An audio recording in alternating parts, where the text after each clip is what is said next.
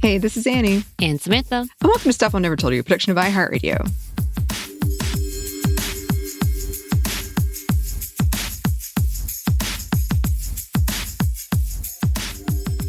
And welcome to another edition of Happy Hour. As always, if you choose to drink or whatever you choose to do, please do so responsibly. Samantha, are you sipping on anything? I got my bubbly water ready to go. All right. What about you? I got my red wine ready to go. Yeah.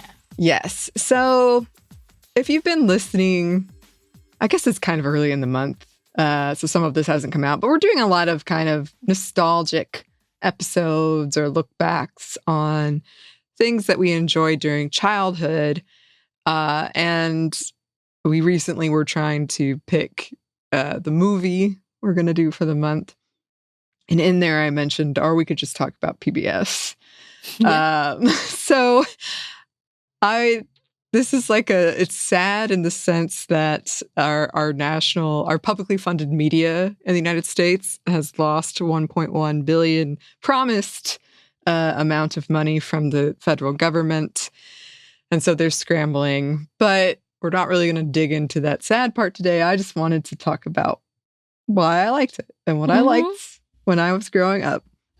And we have talked about this before because wasn't your Anne of Green Gables? Yes.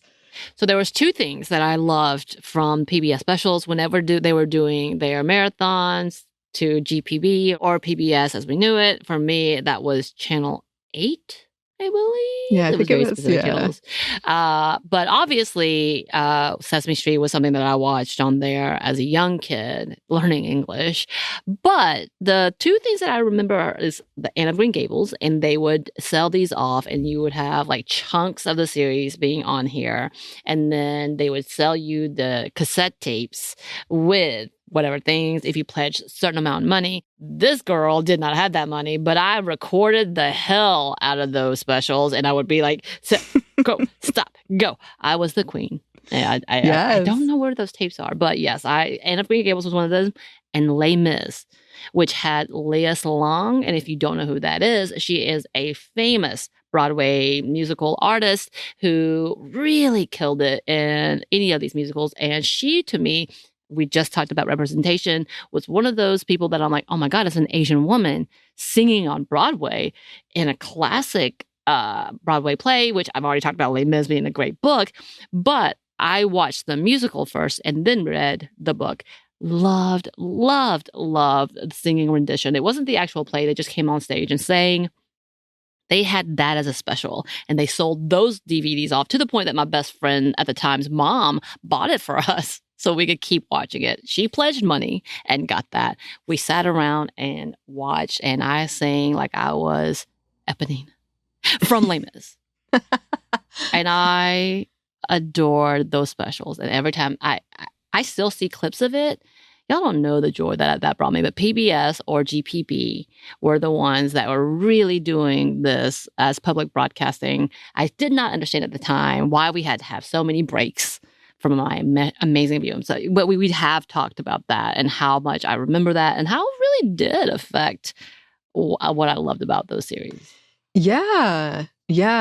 And we have talked about Sesame Street as well and representation with that as well. I loved it. I don't know how I missed the Sesame Street train because, as I mentioned in that Fictional Women Around the World episode, I, like, as an adult, have found clips that I just love and find so much joy in. But as a kid, I really loved Arthur was probably my big one. Yeah. Arthur was a cartoon. Who was an aardvark, Aardvark. He would always spell it. There's also an Arthur board game that I bought that was just like you would check out books from the library and read them. That's how into Arthur I was. Okay. I loved it. And I know that they had kind of a reunion, like a newer episode where like I think Buster was gay and like, oh really? I think so. And of course everybody was mad, but of course. But you know, it was a sweet like friendship, navigating relationships type of thing. I really remember the one where Francine was embarrassed her father was a garbage man. Oh. And it turns out he's super cool and his job was cool. Like, it was just like stuff like that. And you left with a good feeling and felt like you'd learned something. That was my child takeaway from it. That's what I remember. I also have a friend who I shall not name who wrote Arthur fan fiction.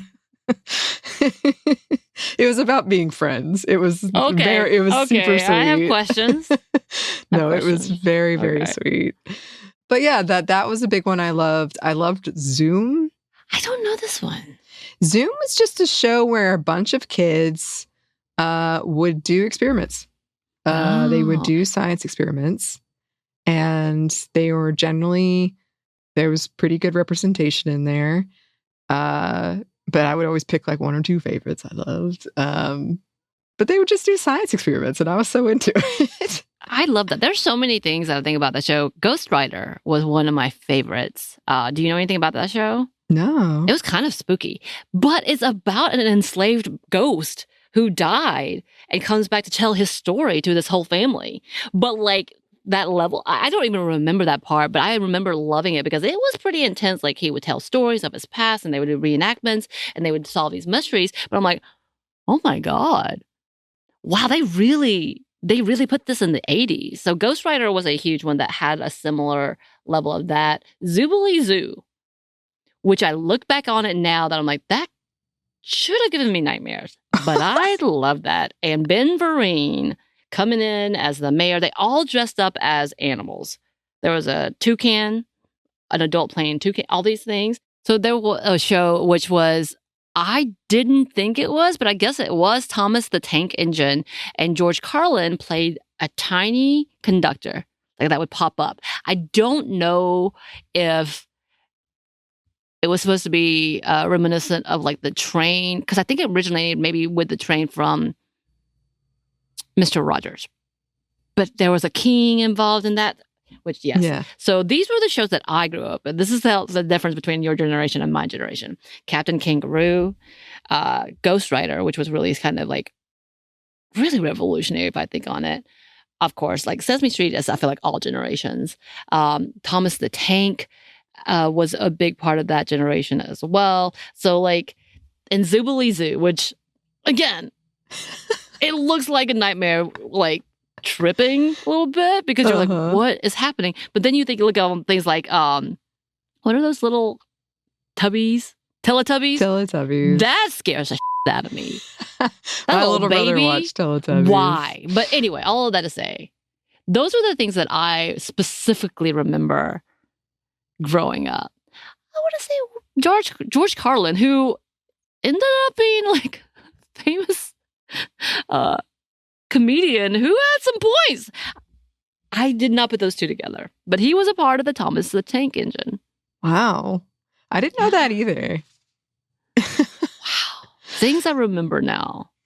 Shining Time Station is what it was called. Shining Time Station. Okay. Mm-hmm.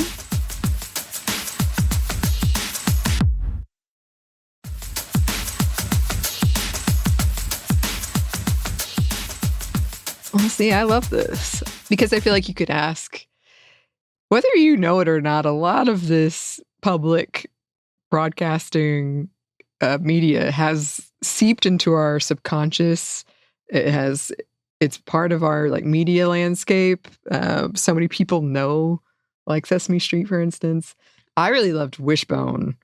Oh, see, that was after my generation too. Was a dog who would dress up and tell you like a tale of two cities. And that was a show I would watch. Like my friends and I would go to our separate homes and watch it in silence and then call each other and be like, oh my gosh, let's talk about Wishbone. Did you really? Yes. Well, we also talked about Carmen Sandiego, and that PBS was the introduction for me for Where in the World is Carmen Sandiego with the Rockapellas. If you know, you know. Where in the world is Carmen Sandiego? I don't know why I did that octave, but you should definitely, like, these are the things that I remember. And I'm really sad that with I don't think, maybe this is me being too hopeful, that they're going to die out because they're too much of a legend. And they have talked about the fact that they're raising money. We know with other organizations as well.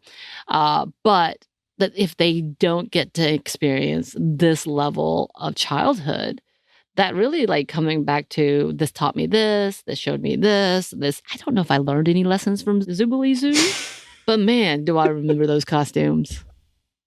Well, yeah. And the thing is that a lot of it was really informative and educational. And but it was still something as a kid that I was like, oh, I'm so into this. I want to learn about this. We've had conversations about, in our specific areas, for instance, I had 4 or 5 stations. You had, 3 or 4? But PBS was always one, or GPB. Yes. And It was like a reliable thing I knew and I could watch. And they did. They have a lot more. They have a lot more programming than I think you might know. If you haven't like gone to their websites, they have so many documentaries. I mean, they did Downton Abbey, right? I mean, So they released a lot of BBC series.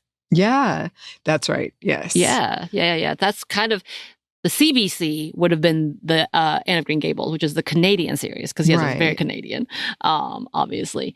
But like they are the reason I was able to watch that, the international level of series. Yeah, they just they have so much stuff that I don't think people realize that they do. We can't forget Reading Rainbow. Hello. Oh, wow. Could we forget Reading Rainbow? Yes. Oh, I loved Reading Rainbow. Obviously. Oh, we still do. The song. Oh, yes. I was just talking to somebody. I know you and I have talked about this before, but I was talking to somebody recently about the book fair and how amazing the book fair was. And Reading Rainbow was kind of like the TV version. Yeah. Of, I should go to the library, get this book. The Scholastic Readers. Yes. It was all in part because of the Reading Rainbow. Yes. Oh, I'm so mad I forgot about Reading Rainbow. You're right. I know, we almost let that go too far. A huge mistake. But also, a lot of times our episodes end when we're talking about an activist around the world or someone they had a show on PBS or like they had something with PBS. And so I think it's important in that way too. I'm not tuned in into the youth programming on PBS right now, but when we do those episodes and they talk about what they're doing on there, and I'm like, that sounds amazing. I'm glad. I'm trying to think, and I'm sure there's a deep-rooted history, but like things like the antique show, things like the remodeling show, This Old House was a PBS show, and it grew into having its own kind of networks, HGTV, the garden networks, the cooking. I watched the racist Louisiana guy, which I feel very ashamed about now. I didn't know he was racist. You damn racist, Justin. But he was wonderful as a Louisiana chef that I loved. Julia Childs was featured on a lot of PBS shows. Yeah. Like, the growth of what happened from one small network, it really could be attributed. They could be attributed for that type of shows. Are we inundated now over the top with those renovation shows? Sure. But PBS really had their hand on that, I think, before anyone else, to be very honest. Yeah, I'm glad you brought that up because that's true. A lot of times over on the other show I do, Savor, which is about food and history of food, when we spotlight a chef, a lot of times they had a show on PBS that a lot of people connected with. And then from there, they were able to publish their own books or open their own restaurants or start their own line of cooking utensils or whatever.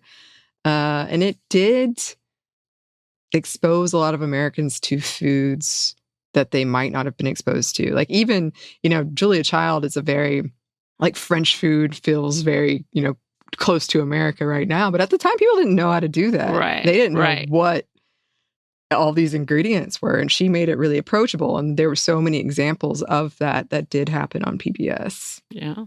Yeah. I feel like maybe we need to take it into a actual series and look at the history of careers that they did for especially like marginalized people, surprisingly. Also racist people, but also marginalized people. Yeah. Both for sure. And we're mostly talking about PBS, but I do want to shout out, I know I've mentioned it in the episode we did with Michelle Norris, but my mom and I would listen to NPR in the kitchen together, and we would learn about cooking. And I mean, All Things Considered was the show she was on. We would learn about all kinds of things, but I just have a lot of memories of being in the kitchen with my mom and listening to that. And wasn't there an overlapping of things like a Prairie Home Companion with PBS? Didn't they release some like radio or like not radio, but like live shows of which was an NPR crossing? Wow, you brought back my favorite, the Star Wars radio special. That's NPR did that, everyone, and it's amazing.